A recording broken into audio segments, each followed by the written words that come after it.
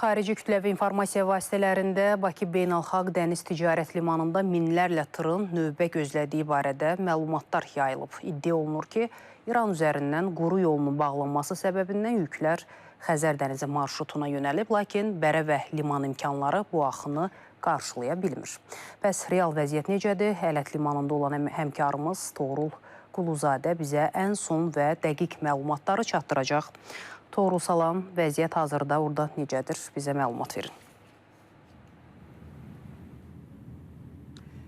Salam Günay, hər vaxtınız xeyir. Bəli, belə sizin qeyd etdiyiniz, hətta orada qeyd elədiyiniz bir çox məsələlərin cavabını almaq üçün qeyd edilən ünvandayıq. Ələt qəsəbəsində yerləşən Bakı Beynəlxalq Dəniz limanındayıq və orada qeyd olunan, sizin də qeyd etdiyiniz o xarici mediada qeyd olunan həmin məlumatların cavabı əslində bizim gəldiyimiz bu ilkin mənzərədə tam reallığı əks etdirmədi. Yəni bir media nümayəndəsi olaraq bizim ilkin gözləntilərimizdə o reallıq əksini tapmadı.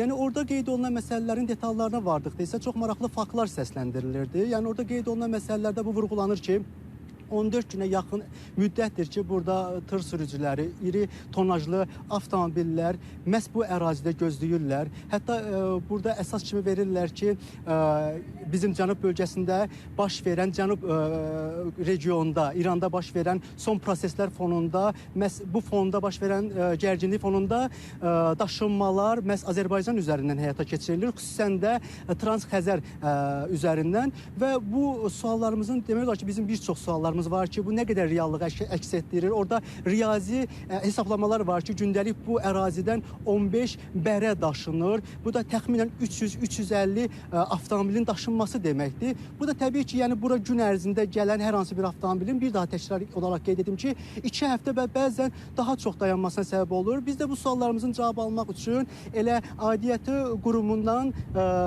suallarımızın cavabını almağa çalışacağıq. Bakı Beynəlxalq Dəniz Limanının mətbuat xidmətinin nümayəndəsi Elmar bəydən. Elmar bəy, əslində birinci bu sualdan başlayaq ki, bu nə qədər reallığı əks etdirir? Salam. Bəli, biz ötən gün həmin xəbəri oxuduq və dərhal ona təqzib materialı da hazırladıq. Orada qeyd edilən 4000 tır tamamilə şişirdilmiş rəqəmdir. Siz özünüz də hazırda Bakı limanının ərazisində bir gəzilib müşahidə apardınız. Hazırda liman ərazisində 1463 tır və qoşqu gözləyir. Bilirsiniz ki, qoşqu tır olduqda bunun arxa və ön hissəsi birlikdə olur. Qoşqu olduqda yalnız arxa hissəsi olur. Ümumilikdə liman ərazisində hazırda 1463 tır və qoşqu gözləyir. Bunların da 500-dən bir qədər artığı Qazaxıstan istiqamətinə, 900-dən bir qədər artığı isə Türkmənistan istiqamətinə yola düşmək üçün liman ərazisindədirlər.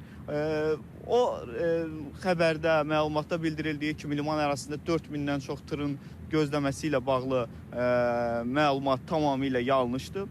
Bəli, ümumilikdə regionda geosiyasi vəziyyətin dəyişməsi ilə limana yönələn tır sayında, ümumi limana yönələn yük həcmdə biz artım müşahidə edirik. Amma bu xaotik vəziyyətdə deyil. Gördüyünüz kimi siz limana daxil olduqda da burada bir xaotik parklanma demək olar ki, müşahidə edilmir. Yük avtomobillərinin demək olar ki, böyük əksəriyyəti hamısı məhz liman ərazisində, parkingdə, təhlükəsiz formada növbəti səfərləri üçün gözləyirlər. Elə hazırda da bizim Roro terminalında tırların gəmilərə yüklənməsi prosesi icra edilir rejim zona daxilində və bu yüklənmə prosesi 24 saatlıq rejimlə həyata keçirilir. Bakı limanının infrastruktur gücünə gəldikdə isə gələn yük həcmini qarşılamağa, onu vurğulayım ki, gələn yük həcmini qarşılamağa Bakı limanının infrastruktur gücü tam olaraq qadirdir. Yəni limana gələn bu sayı, bu tır həcmini Bakı limanı tam olaraq qarşılamağa qadirdir. Bəzi hallarda havanın belə qeyri-sabit keçməsi səbəbilə təhlükəsizliyin təmin edilməsi üçün gəmilərin kanallardan körpülərə qəbul edilməsində fasilələr yaranır.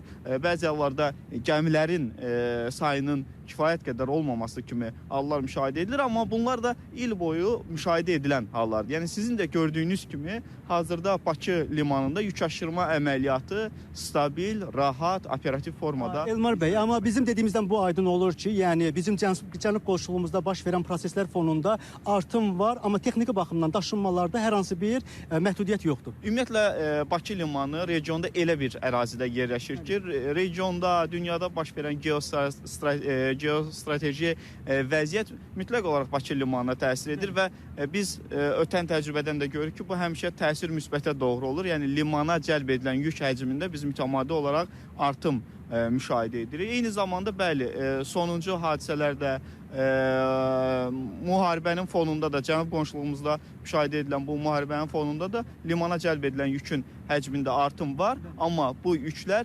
təhlükəsiz, rahat, operativ qaydada limandan qəbul edilir və yola salınır. Bir sözlə xəbər, həmin o xəbər, yəni tam reallığı əks etdirmir. Əksinə sizin dediyiniz kimi elə biz bunu Rusiya-Ukrayna müharibəsi çərçivəsində də eyni xəbərlərin paylaşıldığını görmüşdük. Cünay, yəni biz canlı yayından sonra təbii ki, o informasiyada ən çox adı hallanan məhz tır sürücüləridir ki, onların da fikirlərini öyrənməyə çalışacağıq. Görək onlar hansı reallıqla qarşılaşıblar, ümumiyyətlə neçə gündür burada gözləyirlər, əgər gözləyirlərsə, bu kimi suallarımızın cavabını yəqin ki, biz İctimai Xəbərin növbəti buraxılışlarının birində tam açıq şəkildə təqdim etmiş olacağıq. Buyurun, söz yenidən sizdə.